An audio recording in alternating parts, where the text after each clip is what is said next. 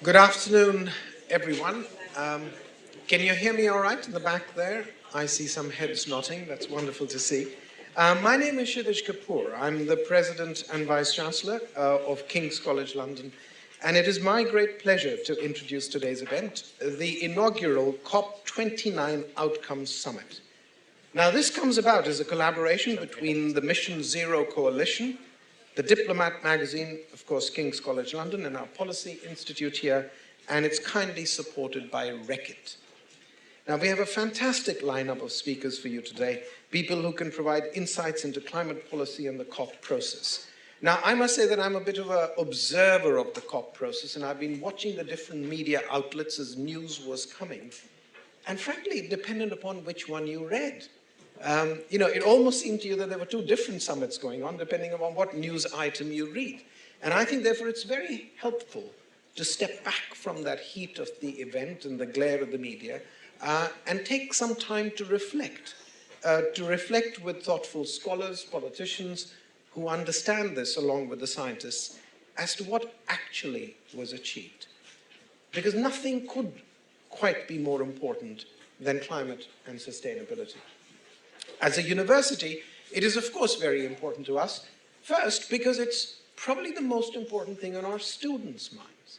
Now you might think that we come into this because of science, but we actually come into this because it is, when I ask my students what's their number one priority at the university, you think, well, they're here to come and get a job and secure their livelihoods. They're genuinely worried about the planet in a way that I must have to admit that as a student, to me, this was an interesting issue for the geologists and the geographers, but wasn't essential to every student's life. So as a university, I think it's very important for us to engage. The other thing that the university does is, of course, engage in research. And like most other universities, we've got many researchers who are engaging in this. But I think a particular privilege you have if you're King's College London, if you're located right here, walking distance from the Parliament of this great country, walking distance from the city, is the ability to convene. And therefore, I'm particularly thankful for the many people from outside of the university, your excellencies, the leading ambassadors of so many other countries who've decided to come today to listen and to share your view and reflect on COP29. This is important to us at King's because we think we have a special role in convening people to have this conversation. Following COP27, we were really very fortunate that John Kerry, who's the United States Special Presidential Envoy for Climate, came here in this very building to discuss the global climate action. And we were also delighted to host the launch of the independent review of UK's net zero promise by our very own Chris Skidmore, who's here today.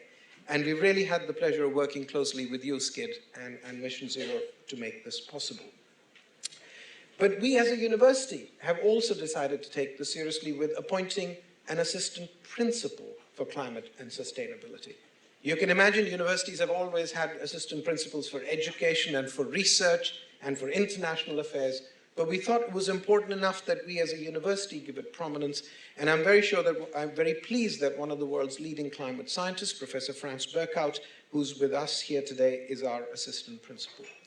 But I think the most important role we can play with you is engage the public in this debate. Because it's all very well for the scientists and the scholars to agree on it, but unless we get the public to own this issue, change will be impossible.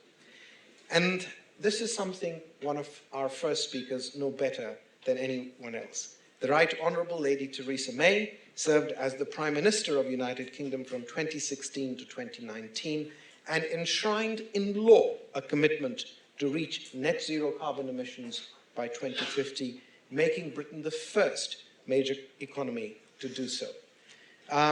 She has since continued to be a passionate advocate for action on climate change, and in your own words, you've recognized this as one of the greatest threats to civilization, and you've called upon UK to lead a green revolution. No one could be better positioned, therefore, to start off this afternoon and evening, and therefore it is a great pleasure to welcome the Right Honourable Lady Theresa May.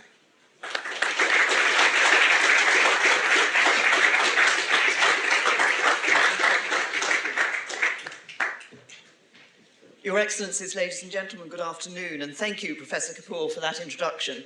And thank you also to King's College for co-hosting this summit today, for giving, as you have just said, an opportunity to reflect on COP28, an immediate reflection on COP28. I'd also like to talk a little bit about what has been achieved up to COP28 as well, in order to set the scene. And I'm pleased that you mentioned geographers, because I am a geographer. So I have every right to be interested in climate from what you've been saying. Thanks also to the Diplomat, and a particular thanks to Chris Skidmore and the Mission Zero Coalition, not just for convening this summit so soon after COP28, but for bringing together delegates representing over 100 countries, leading NGOs and international businesses. And the Mission Zero Coalition was launched earlier this year to build momentum from the UK's independent review of net zero. And that review concluded that net zero represents the growth opportunity of the 21st century. And it made the authoritative case for why the benefits of investing today outweigh the costs. Why net zero can materially improve people's lives. And why we must act decisively. And it sought to build on the strong start that the UK had to its net zero journey. As Professor Kapoor has just said, as Prime Minister, I announced that the UK will eradicate its contribution to climate change by 2050, becoming the first G7 country to place this commitment in law. An ambitious target, but a target supported by the scientific community and backed by the Committee on Climate Change. And the committee made clear that we had laid the foundations to achieve a net zero economy, that it was necessary and that it was feasible.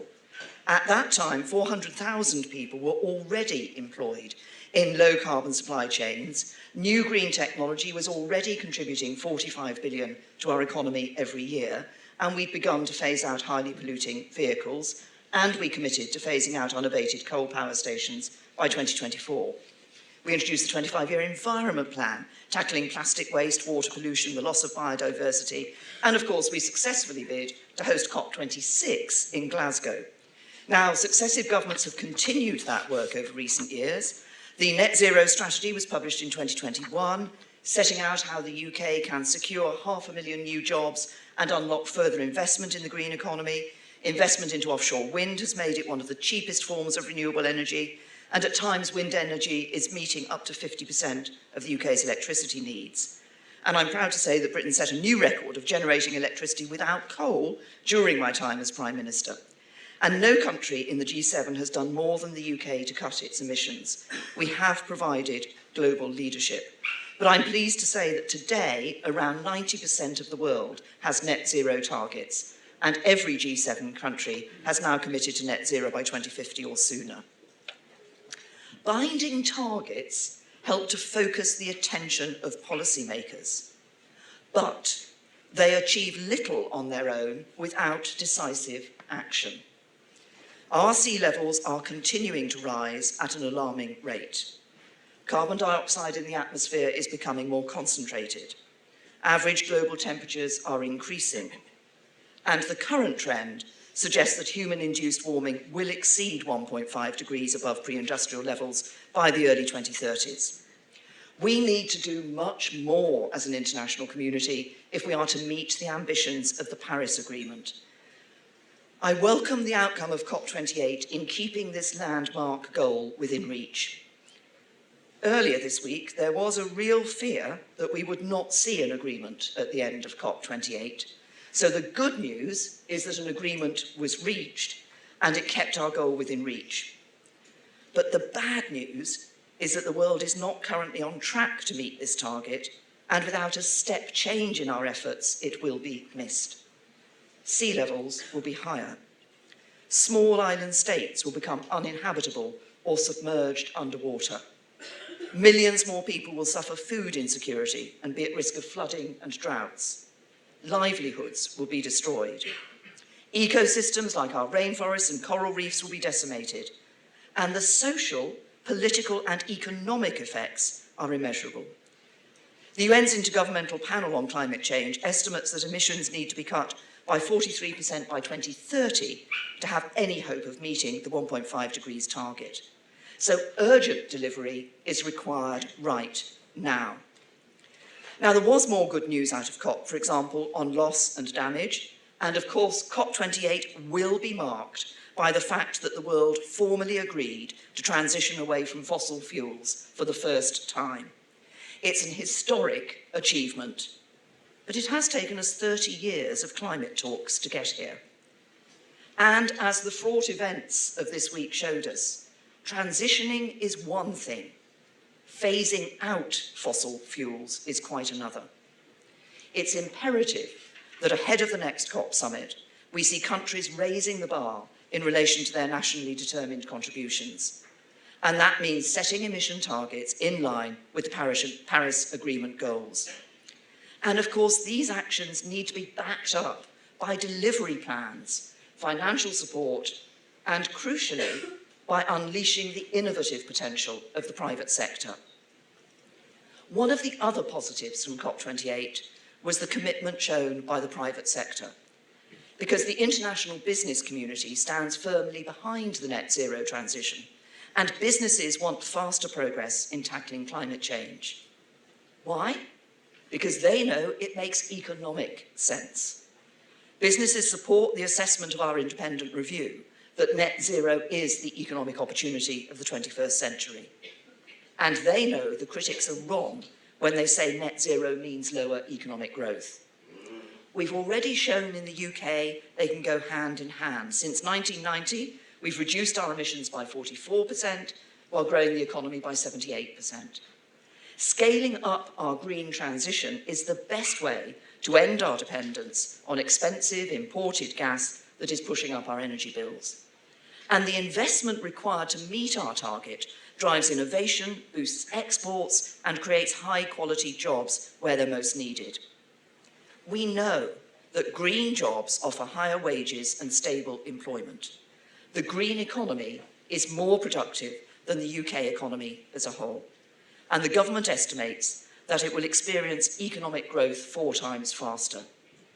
There's a global opportunity, market opportunity worth £1 trillion for British businesses alone by the end of this decade. This is just what we can be doing here in the UK, but think what can be done in your countries as we move to that green transition. And at COP28, the global renewables market got a further boost from the commitment to triple global renewable energy capacity. But on the other side, there is also a cost to not acting. New research from the Aldersgate Group has shown that failing to support UK industry could cost the economy over £200 billion by 2050. And as the UK's Office for Budget Responsibility has said, a longer exposure to volatile global fuel prices could be twice as costly as the investment required to achieve net zero emissions. So the logic is clear. Investing in the green transition now is cheaper than delaying. And countries like the UK find themselves in a global race, a race for investment and market share. I'm sorry to say this to all the ambassadors here, but we want the industries of the future based here in the UK, investing here, creating jobs here, and driving growth here. COP28 came at a vital time in the fight against climate change. We are at an important juncture, not just for our environment, but for our future prosperity. We've made strong progress on our journey to net zero emissions, but despite that, we cannot take our position for granted. The progress of COP28 shows that we cannot afford to slow down just because we've had a strong start. The faster we transition to renewables, the quicker we reduce bills for households and businesses. The faster we transition, the more we increase our energy security, and the faster we transition, the stronger our position will be in the global race for green growth that could prove transformational for our economy. As I said, COP28, I think, Professor Kapoor, you said it depended which newspaper you read or which broadcast you listened to as to whether it was a positive or a negative.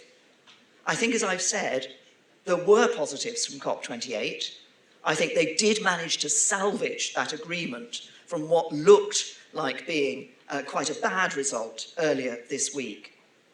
But actually, there is so much more to be done.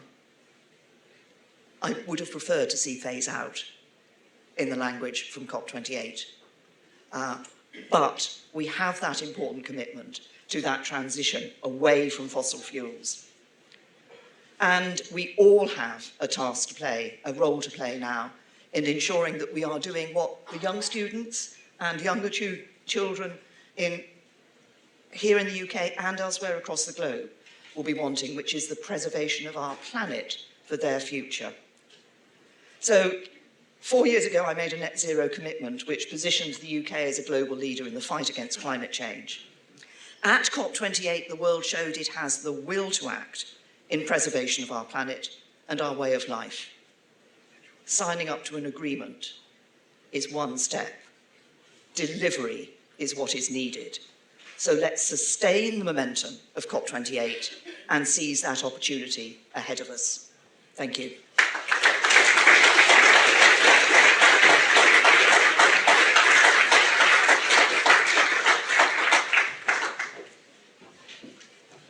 Lady May, thank you so much for those opening remarks in your keynote address. I was deeply grateful to be your Energy Minister attending Cabinet at that time when we took forward the UK's net zero commitment. We became the first G7 country to do so. I think, apologies to the French ambassadors here, we beat France by one single day.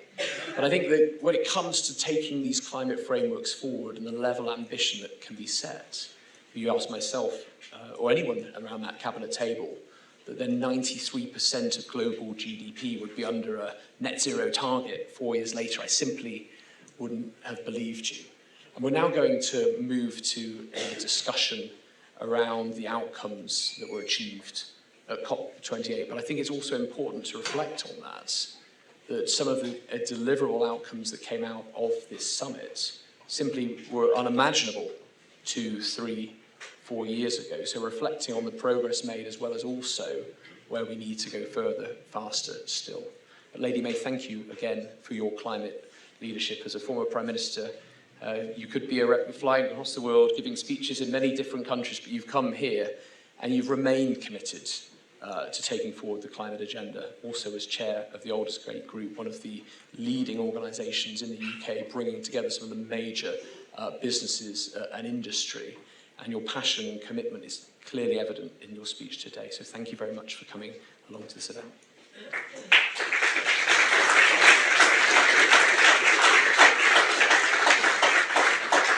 As I said, we're now going to have a panel discussion on what happened at COP28. I know several people, and certainly the panellists, came back from Dubai.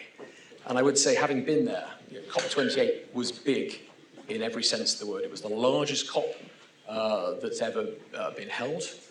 Certainly in terms of its scale, the number of events was enormous, but also the number of announcements that came forward at COP, I think, were at a record level. So we're going to try sort of unpick what happened, both in terms of the core negotiated text and the global stocktake text, the GST, that needed to come forward as part of the Paris Agreement, but also then to reflect upon some of the additional announcements that came forward as part of the negotiations on loss and damage, as was mentioned by former Prime Minister May, but also some of the other initiatives and announcements that came forwards as a result of countries like yourselves coming together and making commitments to one another on how to fast forward climate action. I'm delighted that this summit today, I think, is the first global gathering of ambassadors to come together to be able to reflect on COP, but also what we can do together to be able to commit to one another what action needs to be taken both at COP29 and also COP30 in Brazil. So it's my pleasure to announce and welcome to the stage our panellists, Dr. Vijay Rangarajan, who is the Director General for Energy and Climate and Environment at the Foreign, Commonwealth and Development Office. We haven't got Kirsten Matthias, who was going to come from the City of London Corporation. Unfortunately, her flight's been delayed and she's stuck in Dubai. So I'm delighted that Emilien Gasc, Counsellor for the EU Delegation to the UK, is going to take her place at the last moment. It's incredibly kind of him. We have Heather Buchanan, Chief Executive of Bankers for Net Zero, and Professor Frans Berkhout, who was mentioned earlier, Assistant Principal for Climate Sustainability at King's College London. So can the panel come and join me on the stage? Thank you.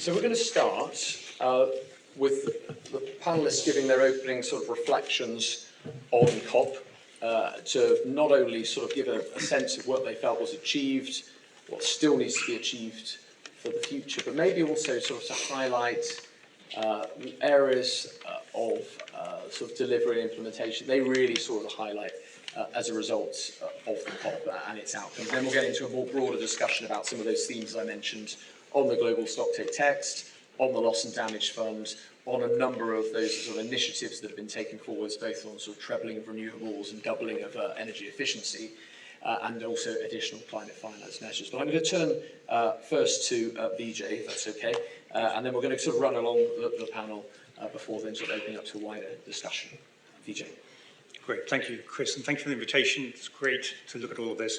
The one thing you didn't say about Dubai and COP was it was very big.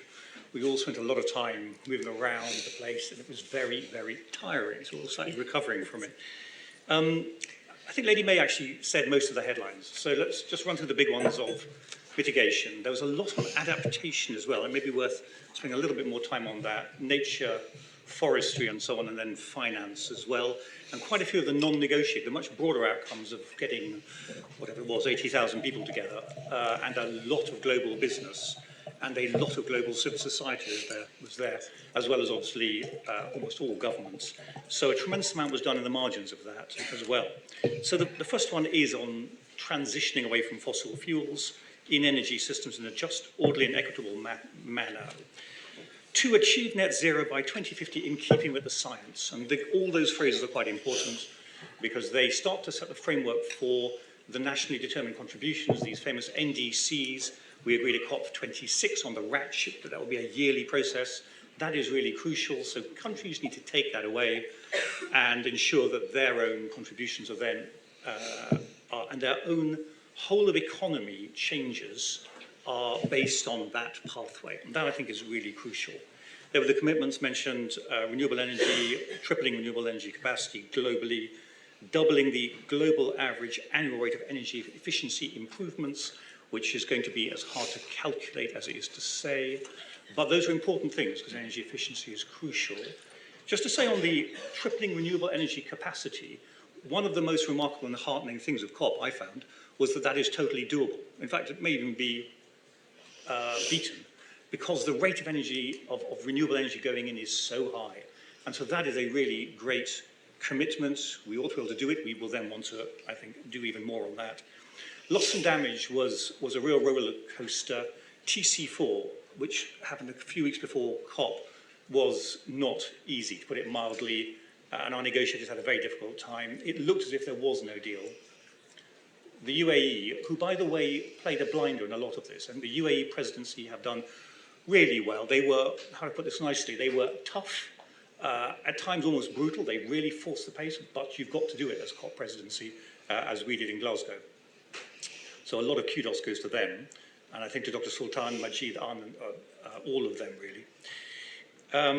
But loss and damage, they really forced TC5, that final deal, and pushed it through, and then used that very much at the beginning in order to get, to give some momentum to the whole of COP, and that worked well, both as a tactic and as a kind of showing that there was commitment, there was serious money. To be honest, going in, we wondered whether that would be A, possible, and B, there'd be any money into the loss and damage fund. I think we ended up with about £650 million, which is nowhere near enough, but it is a very, very big down payment into loss and damage, and that's really crucial. So that was really good.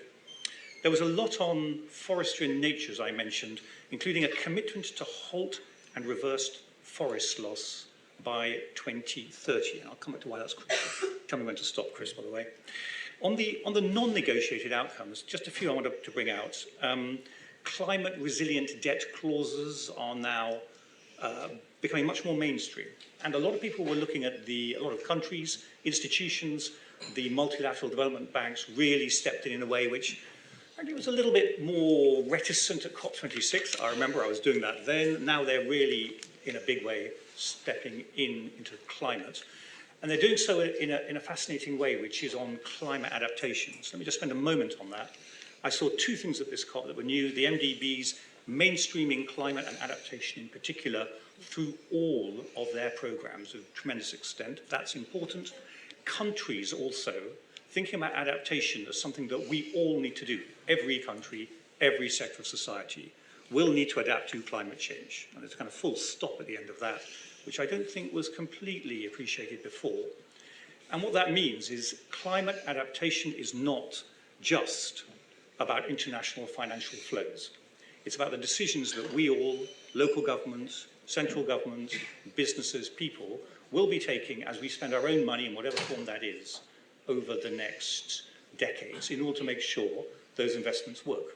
And that may mean siting a school here or here. If this one's 10 degrees hotter in 10 years' time, it's not going to be usable as a school. So there's a question there about the data and about can we actually make that granular enough for every country. There was quite a lot of progress on that. And that all fell under the framework of what is the global goal on adaptation. And that was new. I think it's significant progress because it does start to bring together all of these issues into one. Clearly, international finance, MDB finance, is going to be a part of it, but it's also very much about bringing everyone and all of the institutions in countries to think about climate adaptation. There was a lot on finance in general, dismayed that developed countries had not met the 100 billion goal before, by the deadline, which was 2020. We probably met it in around 2021, 22. So I think it was the Germans and Canadians doing some work on that and the OECD. So good, but there's a lot more to go. And the reason for mentioning that is it's all in the context of what is snappily called the new collective quantified goal, which is going to be for the next COP, trying to work out what is the global finance goal in general. Finally, just three things. Methane and flaring, very big part of actually our greenhouse gas emissions. The US at COP26 and then 27, along with a whole group of us, were pushing hard on methane. That got a good step further. We were heartened partially by the Declaration of Energy Companies, which the UAE masterminded, which puts quite a lot of weight and the technical expertise and the cooperation of international energy companies to tackle some of the wells which are still flaring off huge amounts of carbon into the world, some of them uncapped, methane, and I think there is one, I probably wouldn't in this gallery say where, which emits more carbon than the whole of the UK economy at the moment. We can tackle those remarkably quickly and there's some good commitments to do so. There was a good focus on forestry, I think a little less satisfaction with the way that forestry carbon markets are working, and that's going to be very important. But overall, my sense, just a bit of a punchline, it was whole of economy, all countries, and really all sectors getting behind those series of texts and that discussion, which was interesting. It's an even broader coalition internationally than I think we saw at COP26. And the mental horizon is now shifting to, obviously, Azerbaijan next year, but in particular the Brazilians and COP30 are clearly being very ambitious. And I think you saw Lula and Marina Silva up on the stage, really setting a clear direction. So I think in our terms, we're focusing quite hard on where that's going to go. Thank you. Thank you, Vijay. It's great to get that perspective from the British government on COP. I'm now going to turn to one of the sectors you mentioned. Heather Buchanan represents Bankers for Net Zero, which has under, I think, its umbrella a number of key organisations and financial institutions across the UK. And Heather, I know you were working specifically on some financial regulations. You have your Project Perseus, where you're looking to try and establish greater sort of financial certainty around some of that regulatory process. What were the best sort of takes of the COP for you? What did you see as sort of highlights, and where do you see the direction going, particularly around sort of financing for climate projects? Oh, certainly. Thank you very much, Chris. So, I mean, I think first and foremost, it's really important to recognise just how far we've come, even just from COP26, and it's hard to believe that it was just a couple of years ago when we had the private sector kind of piling in and making commitments that, I mean, quite frankly, I think most people at that point really didn't understand the impact of. There was a lot of pushing and cajoling and knowing that we needed to get someplace, but the level and pace of change that's happened over the last couple of years has actually been quite extraordinary. And I think that, so from a private sector view, first and foremost, we talk about numbers and hundreds of billions, whatever. This is a challenge that absolutely needs, I think at least 50% is going to have to come from the private sector. And the money's there. I mean, everybody keeps on saying the money's there, the money's there, this money's there. But fundamentally, we're starting from a financial system that's evolved over hundreds of years that has worked on different models and different numbers and different understandings. I mean, at no point have we had nature and loss and adaptation sitting on your balance sheet, your profits and loss, and we're now having to kind of understand that. And so the entire global economy is really fundamentally redefining itself. And that's going to be a critical starting point for when we're looking at how we finance things in the future. So one of the good things from our perspective is there's a kind of a policy task force that's come out, so we can start to look internationally around policy and regulation and trying to get some of the really kind of core fundamentals of how our economies work pivoted in a way that kind of recognises the value that these come from. So I think that task force, which we haven't mentioned before, is a really important first step.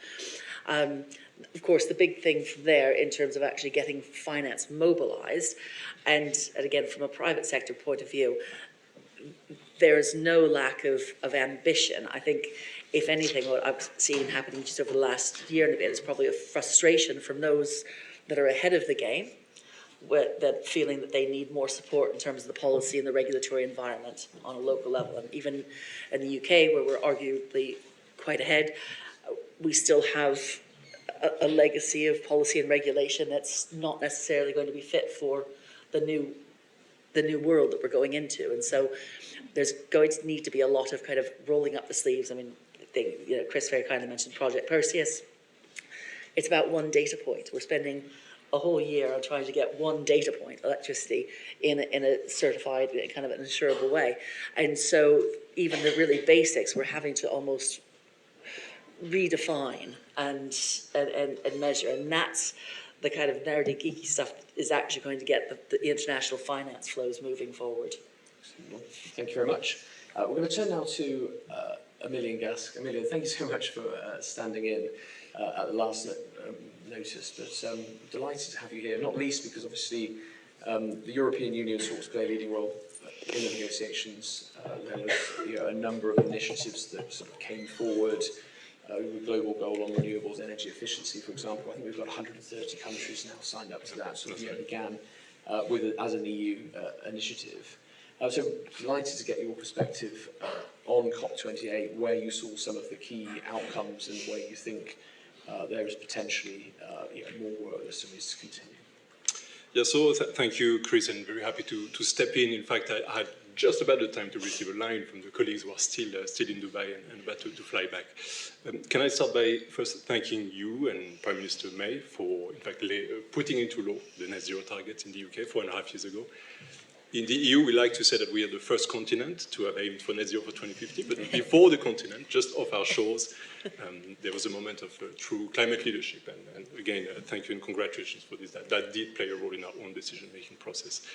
And since I'm here representing the EU in the UK, I would also like to use this opportunity to pay tribute to Pete Betts. Yeah.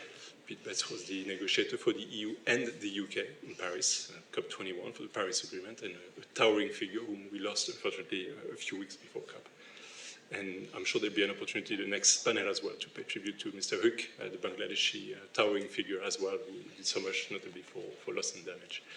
Now, looking at what happened at COP, the outcome for us is historic. This is a proper word. The words transition away from fossil fuels. Perhaps many did not expect that to happen. We were aiming for even more, phase out fossil fuels. But we believe this is the start of the phase out, if you allow the pun. And indeed, and I would join Vijay on that remark, the UAE presidency, especially in the crunch time at the end, played a very significant role and showed leadership, and we're very thankful for them. Not everything is in there that we wanted to see, of course, and the remarks notably by the Alliance of Small Island States are entirely legitimate on what still needs to happen. Nevertheless, we do believe this is incremental and positive progress. In some ways, you could argue that the consensus we've reached is an end in itself for what it says on multilateralism, so it is not dead, and we've showed that collectively. But it's also not an end in itself. What it needs to be compared against is the science and the actual climate situation. So that's why in the coming years, it's absolutely key that everyone not only looks at the text, but also at the spirit of the UAE consensus and does the homework for the next wave, notably of nationally determined contributions. There's been a lot of positive and good remarks from Vijay on more of the sectoral achievements and some of the specific items, and I join on absolutely all of them. And I'd be happy if the opportunity comes in the discussion to spend more time on explain what's our take on this strategy around sectoral engagement as opposed to the more traditional aspect of COP. Thank you very much. And we're going to turn to Professor Frans Berkhout, as mentioned earlier, the first assistant principal for climate, I think, maybe in the UK.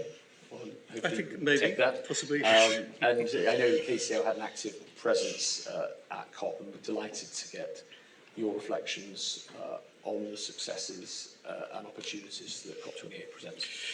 Yes, I may start with a slightly more sceptical note, because of course there's been a lot of, warm words. I think, how do you make sense of COP28 is, of course, against the context of what we already knew, which was that, projected global emissions are not on track to achieve 1.5 degrees, and we're a long way short of it.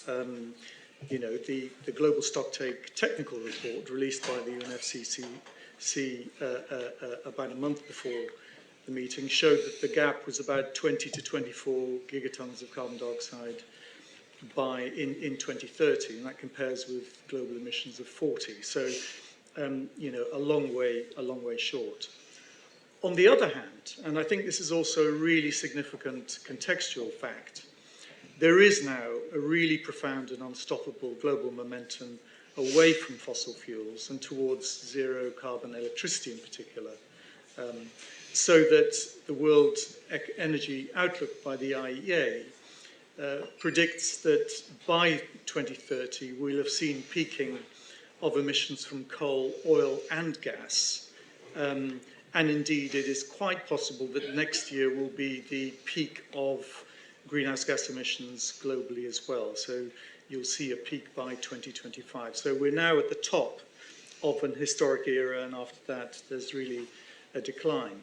And the great reason here is to do with this huge momentum around renewables. And the primary reason for that is China.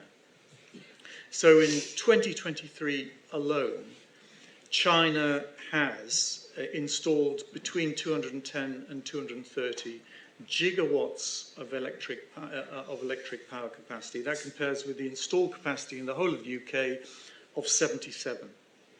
So China has installed 3 times the British grid this year alone in renewables.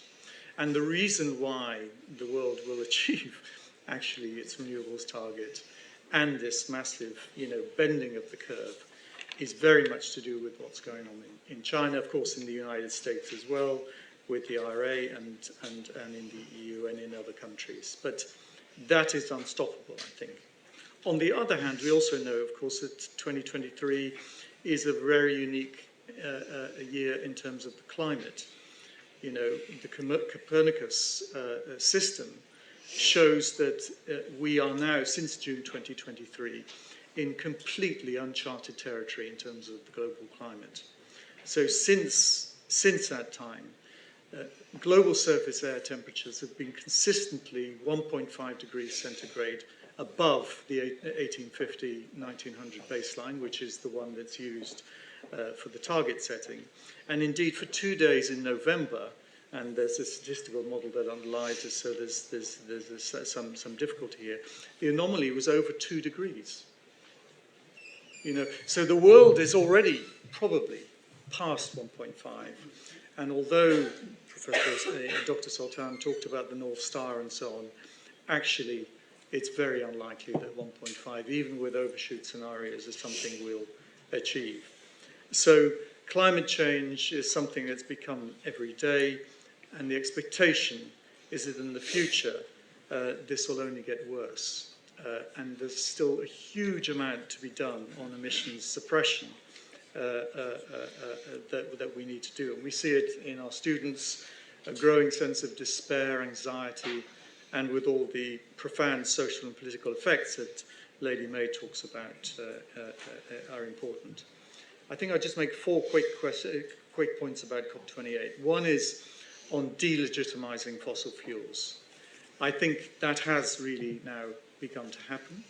The fact that the oil and gas sector was so much in evidence at COP28, the fact that they felt compelled to make an announcement on methane, I think is a signal of that.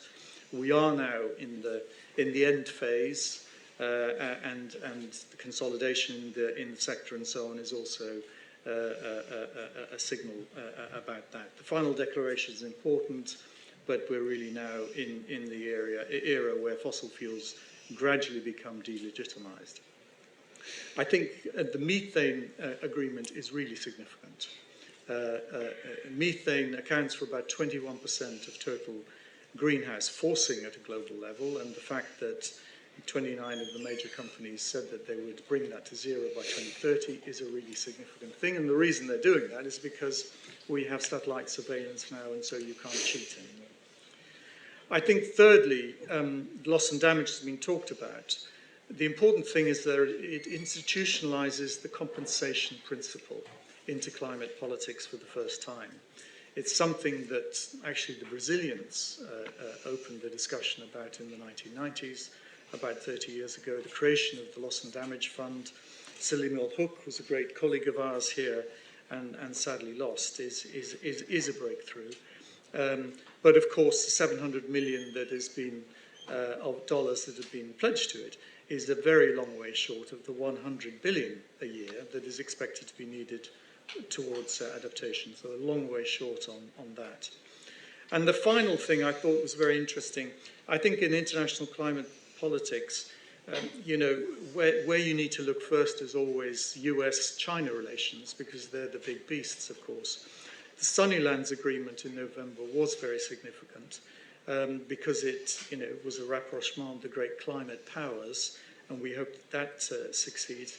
And it was the one that really set important targets on renewables, and eventually led to the energy efficiency and methane agreements as well. So I think continuing to watch what the Americans and the Chinese are doing is crucial, and anything we can do to encourage that relationship and the ambition they show will also be very important.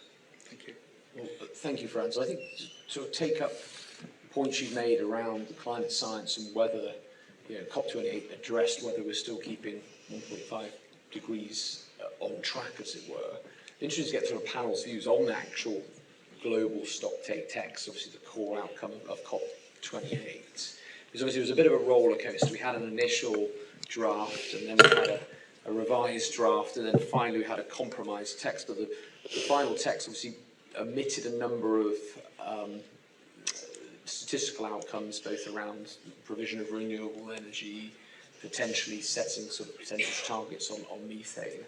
And I wondered whether the panel had any sort of reflections on the stocktake text itself in terms of actually, is it going to deliver over the next 2 years into Azerbaijan and Brazil, and what countries can take from the global stocktake text when developing their national determined contributions, which is obviously a key part of this. Is now countries now need to come forward with revised, more detailed, cross-sectoral, national determined contributions. I don't know whether anyone had any sort of reflections on the actual stocktake text and what sort of is missing from it. Maybe Frans, if you could ask yourself and work backwards. you know, the stocktake text is quite legalistic. I don't know whether you've all read it, you know, the way it's written, it reads like a treaty, which I found, to be frank, a slightly odd outcome of a political meeting. It'd be interesting to know why it has that, you know, that form. The crucial thing that people looked at was, of course, this transition from, and it wasn't phase out and so on. I think semantics obviously counts in those kinds of political agreements. But as I think I implied, I think in the background, this transition is happening for many reasons. They're partly because of policy, but mainly actually because technology is changing, prices are falling, flows of investments are happening. You know, energy economies are transforming at an incredibly rapid rate, and sometimes actually the policymakers are a little bit behind that, creating the institutional systems that will allow these innovations really to be adopted and widespread. So I think my own sense about the document is that it is quite a cautious set of statements. It's obviously a negotiated text. It looks like a treaty, which is slightly odd because it's not. I think it's called the Dubai Agreement, I think he called it. The UAE. UAE Agreement, yeah, that's right. And I suspect actually the thing to look at now is what happens in COP30 in Brazil, because that's when the new NDCs come. And, you know, they need to be a kind of ahead of a curve. I think, you know, the IEA scenarios are always so revealing because they often demonstrate that actually, without you noticing, things happen much more quickly. And it would be so great if COP could actually, for once, be ahead of what is actually happening in the world. So there's also the sense that although COP is always looked at as a place where these significant announcements are made, it's actually a little bit behind the curve. It would be great if the politicians, the negotiators, could step one more step and actually be ahead of the curve next time. Yeah. Emilien, obviously the EU came to the negotiations with some clear targets. I think at 11 terawatts of renewable energy by 2030. I think a sort of doubling of energy efficiency measures from 2% to 4%. I think there was a clear statistical sort of point to deliver, and obviously that wasn't reflected in the final text. Do you sort of feel that that was a missed opportunity, or do you feel that sort of the reality of the situation means that sort of we've had to keep it fairly broad?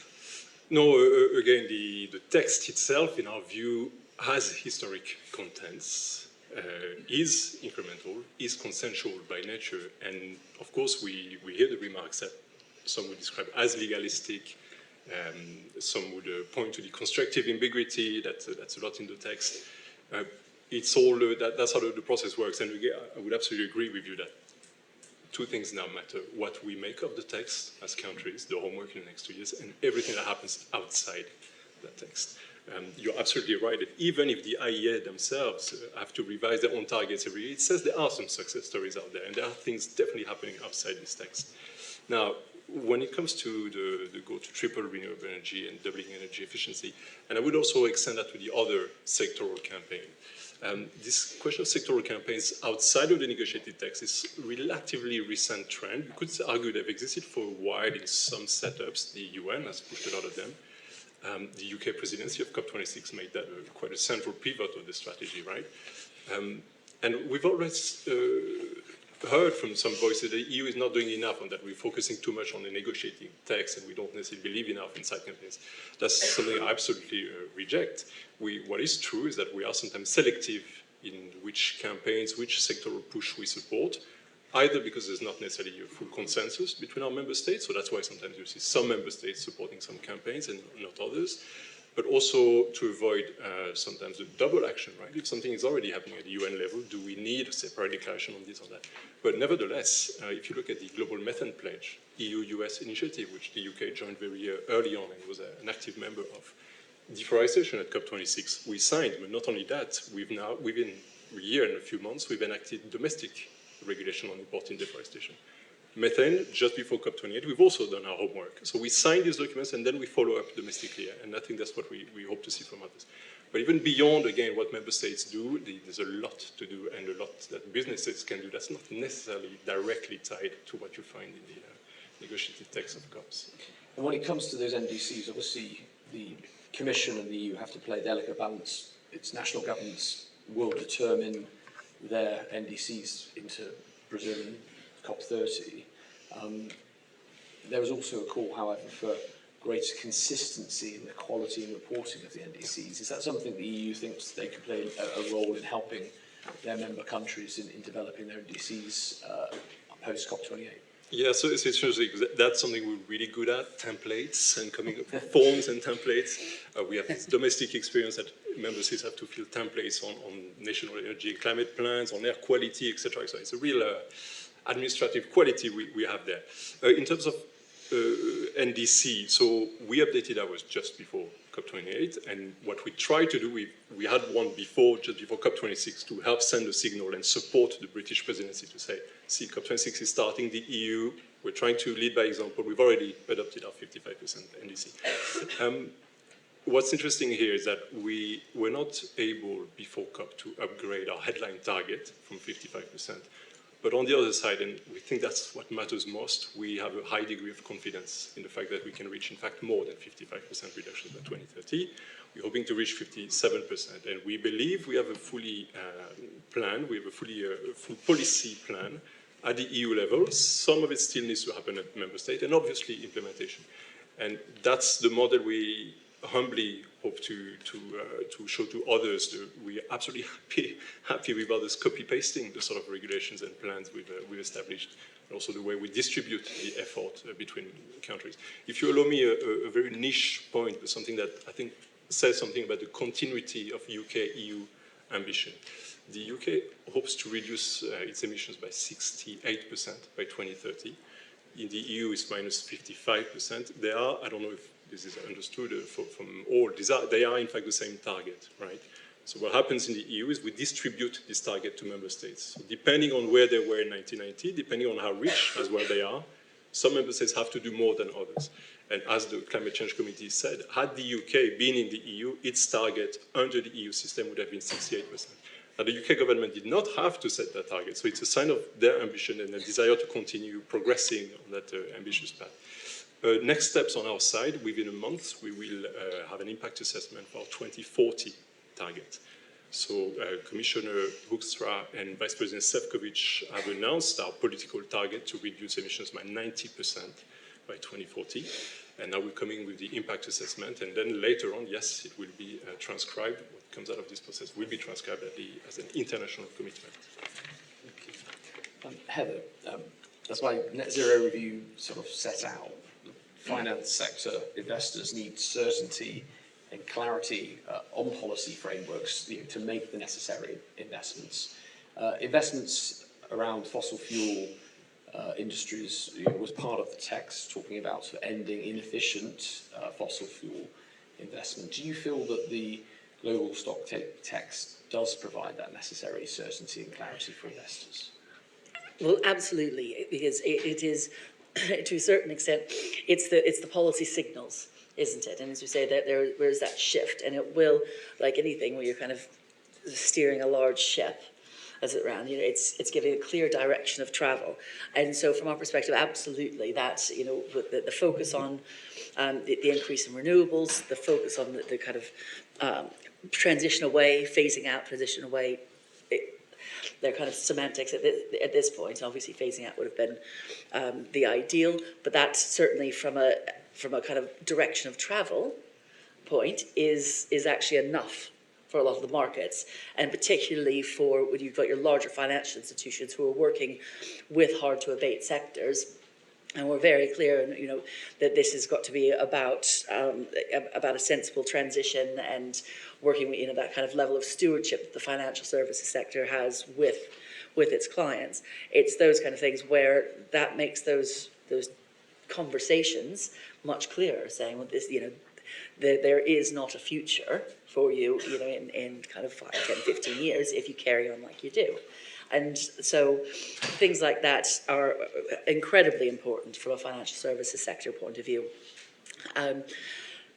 Listen, we're flying, we're building the plane as we fly it, I guess is what you say in it. So you get that direction of travel, and then there's a lot of backfilling which has to happen around what the policy and the regulation looks like. So, and that's why we really welcome the policy task force coming out, still at an international level. And I think that the key thing, and certainly this is what we do, in the UK with Bankers for Net Zero, we've been having conversations internationally with other partners, is then how that gets implemented and actually how those change is dependent on the cultural, regulatory, legislative environment of every single jurisdiction.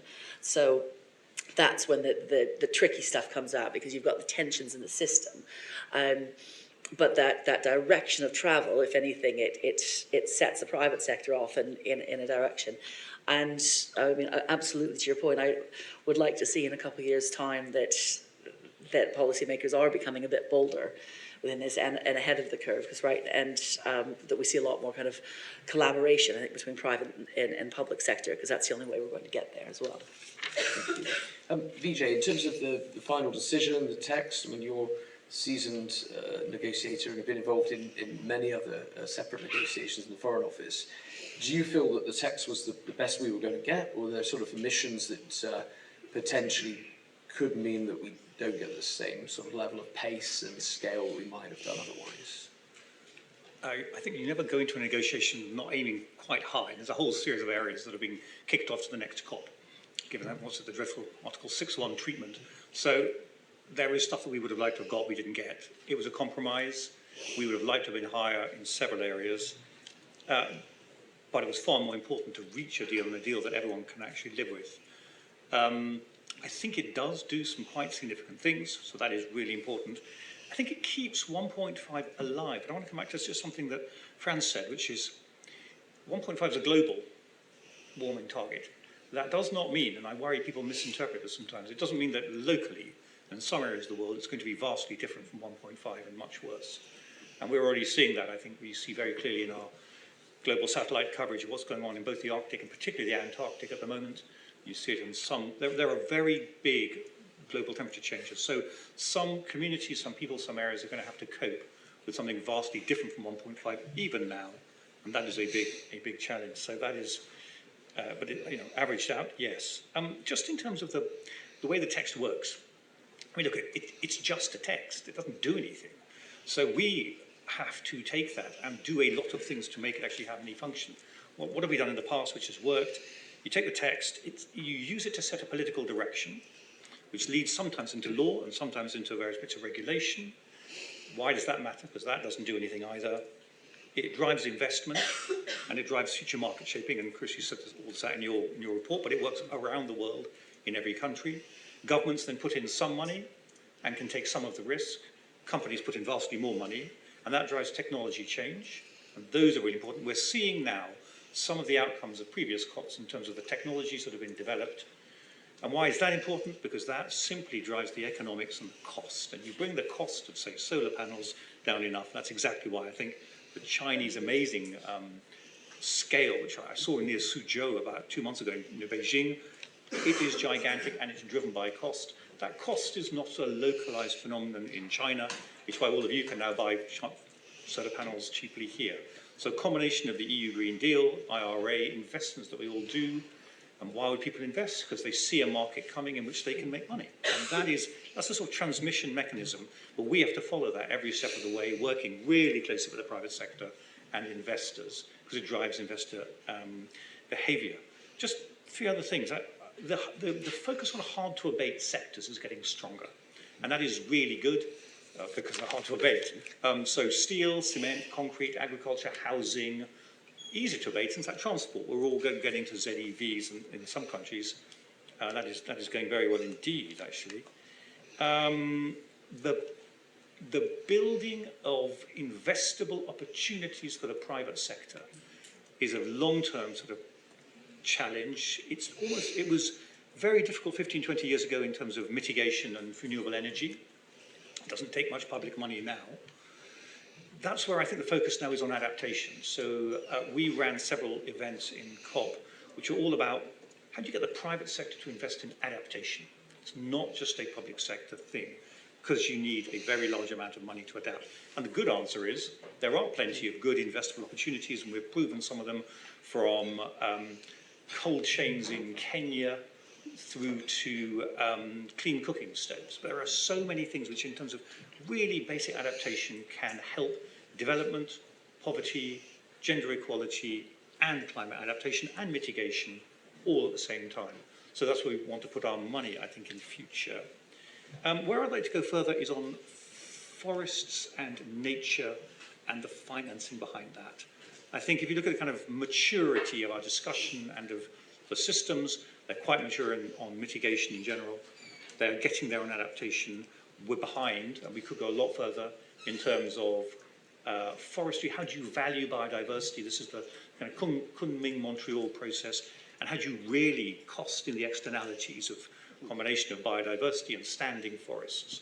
So that is something the UK has kicked off at COP26, and I think will be a very big theme. And so it's very nice to see our Brazilian friends make that a high priority for COP30. Well, we've got a number of other issues still to cover as part of the agreement that came forward on the loss and damage fund, on the global goals and adaptation.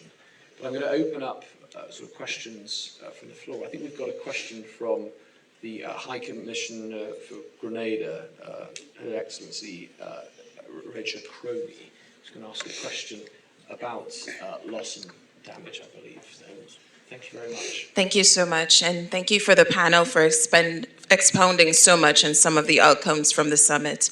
So a big win, as was mentioned throughout the discussions, is the loss and damage and the creation of that fund, as well as the 700 million commitment, which still falls short significantly. Despite being a big win, there are continuing questions and contentions around the management of the fund, as well as how the monies will be allocated. What progress do you see being made in terms of managing those funds and raising the amount of money that needs to be raised? I mean, estimated right now, it's hundreds of billions annually just to account for damages. So what progress do you see being made, and what more can be done to address this? Thank you, Your Excellency. And the loss and damage fund, I think, stands now at 770 million, but you'll see right, I think it's 2% potentially of the total that is needed in the longer term. But nevertheless, this announcement on the loss and damage fund came early in COP. Quite a surprise to everyone that the gavel sort of came down. I don't know whether any members of the panel have reflections on the fund itself and the nature of how it might evolve for the future. Maybe, Frans, I can start with you. Yeah, so I think the loss and damage fund is really fundamental, and probably the other great agreement apart from the transition away from fossil fuels. You know, the focus of this fund needs to be on the most vulnerable nations and the most vulnerable sectors and groups within those countries. Adaptation by its nature is quite context-specific and localized. You know, in one place it will be to do with how you make agriculture drought resistant. In another place it will be to do, in a small island developing state, it will be to do with how you manage flood resilience, for instance, or storm resilience. The projects that develop out of that will necessarily often have to be quite local, very specific to the context, to do with the capacities and capabilities and values of the people living there. So it is in that way, it is slightly different from mitigation investment, which is, you know, we know what the broad technologies are, we know what the infrastructure might be. It is much more specific. So I think clearly, you know, if $100 billion a year is what the models tell us is probably the damage, then there's a question of, you know, what countries contributing those funds in the end are willing to do. The Americans are still not bought into this. They've resisted this for 30 years. Of the 770, I think 17.5 million came from the United States, so they still need some convincing here. Very important that they do play a role eventually. It'll need to be a bigger number. But then actually the the development of projects and then the disbursement by the World Bank into those, which obviously has a very well-established procedure for making these kinds of investments, will need to be developed. I think the other thing that's really important here is the evaluation.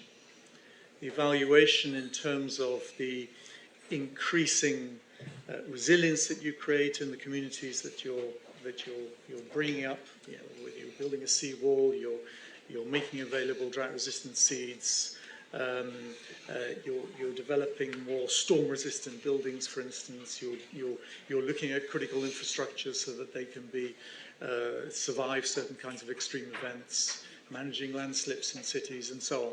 So really understanding what the added value is of a project and then seeking to mainstream it, I think, as well. And I think that is one of the points that Vijay made earlier, is that the MDBs in their allocation of funding, but also obviously, aid coming from other countries, that has to be now always mainstreaming, not just mitigation, but climate adaptation. That just needs to be part of every project. Every project should have a sort of climate test in it. And I think that's the way to go. So it's a really complex area to get right. There's a lot of dynamism. There's a lot of research. I'm one of the people who've done a lot of the research, so we know a lot about this stuff. It can all be done, but it needs to be mainstreamed, and we need to find a way of evaluating what the impact will be on well-being and economic performance and so on as well. Yeah. Heather, can I bring you in actually from the private sector? 770 million, it's not going to go very far. What do you think can be done to really sort of promote now this investment vehicle? So, I mean, to the mainstreaming point, I mean, this is where actually the likes of the World Bank and MDBs and governments actually do have a pivotal role, particularly in the nascent stages of this. It's a bit of a shame. I mean, it's loss and damage sounds very negative, but it's, we're talking about there's actually opportunity within that in terms of better outcomes for people. And so there's probably an element of looking at where those opportunities lie, but having that 770 million to start with, if used well and effectively, and using the kind of slicing, the top bit of risk and giving clear policy signals and baking that part of that element into the process will actually unlock tenfold in terms of the private sector. And that is got to be the key. Otherwise, we're just looking at a cycle of everybody kind of putting money into things and it's being seen as a sink, you know what I mean, as a money sink. And it's not that at all. It's just got to be part of the valuation of our economy and our world going forward. And this is where it is difficult now, because we don't have all the metrics for it, we don't have the data, and we don't necessarily have the impact studies that we need to get mainstream finance comfortable, and that's the role that governments really need to play. And so rather than thinking in this kind of binary, like, oh, there's either, it's got to be public money goes in, it goes into a sink. It's like, no, you use the public money to de-risk things till we get to the point where things do become mainstreamed, and then they can sit on their own 2 feet, and it just becomes part of the system. And that's really what we need to focus on, is making sure that the system works, rather than trying to kind of backfill into essentially a system and policies that aren't fit for the 21st century anymore. Emilien, do you have any reflections on the loss and damage fund? Yeah, so you're aware of the history of the EU's position on this topic. We've always felt and known that there was something beyond adaptation, that the discussion could not stop at mitigation and adaptation. And you will remember from COP27 that the EU and I believe New Zealand were the first to move from northern countries, if you like, to make it happen and agree on this. So look, the operationalization of the fund is a good step. Yes, there are still many elements to discuss, and this is an incremental process. We did make a first significant contribution at the launch of the fund. We also signaled our contribution early on to encourage others. I want to pay tribute to Germany in particular for their first contribution. And already in 2 weeks, we've reached, you're right, more than $750 million. What matters to us going forward is a couple of things. First, the donor base, right? We believe more countries can and should contribute, and that's, the current wording is interesting as far as possible. What's also important for us is the priority. So loss and damage is a global issue, but it disproportionately affects developing countries, and in particular the most vulnerable countries. And they are the ones we hope can have the fastest access to the funds. But beyond that, the larger reflection, there are many other threads of thoughts and discussions on finance, but what also matters to us is the interplay with the other funds. So for instance, it should not be the case that we forget about adaptation, for instance, funding. In our own internal funding programs, adaptation is a big item, and it has to be even bigger. There is still some funding that must happen for mitigation solutions. And so looking forward, it's about not losing track of this, but also the larger reflection on the role of the MDBs, reworking the structure. And there's a lot of these threads on which we are taking a constructive approach and hope to reach more results in the coming COPs. Thank you. Vijay, Loss and Damage Fund, obviously something where the UK has contributed, maybe not as much as some other countries, but you see this as a vital mechanism going forwards and how to develop it? Absolutely. I mean, I agree with everything everyone on the panel has said on this. It's important. We need to broaden the contributor base, very much agree. We need to leverage as much as we can. If it's just a series of grant finance, this isn't going to do what it actually needs to do. It needs to be very much linked into adaptation. You want to adapt to climate change. There may be some losses then that one cannot adapt to, or a community can't. And that's where the fund will need to come in. But it's, I think there's quite a lot of still definition to do in the managing board we've got to set up, and as a World Bank SIF, that's going to bring its own particular structure. I mean, just three thoughts sort of just around that. One is, on the contributor base, it was great that the UAE contributed. Right? That is already something which means we're into a bigger contributor base. We would like a lot of other countries to contribute in whatever capacity they like. But second, not just countries. Innovative finance is still there as one of the areas. So we're looking for ways in which this can indeed be the fund can be made bigger through other finance mechanisms, still to be defined. So that's a big piece of work to come. Second, there is still, even with the Loss and Damage Fund, a real problem of access to finance in every single way. So we've been co-chairing the Coalition on Access to Finance, a lot of work with small island developing states, as you know, Commissioner. How do we actually take what's hundreds of billions sitting in some fund up here and get it to the right people quickly enough? It really just doesn't happen at the moment. It can, but it's certainly not always.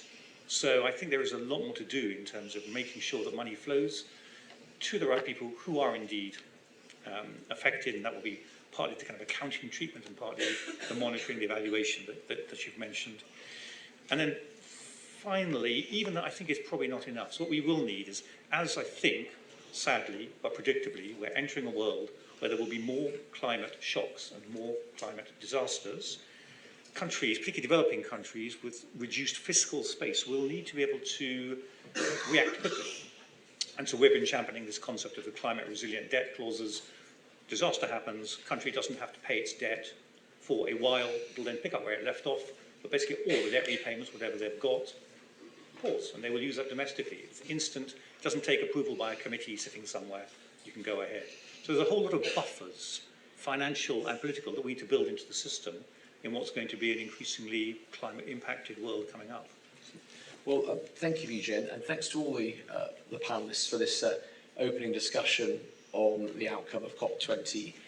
We've tried to squeeze a lot into our hour session. We're not successful always at covering every basin of the 16 days worth of negotiations, but I think that gave a broad overview of what has been achieved and the importance now of going forwards with the national determined contributions into COP29. Delighted to have the Ambassador of Azerbaijan here today, who's going to give some remarks later on, and proceeding to Brazil and COP30.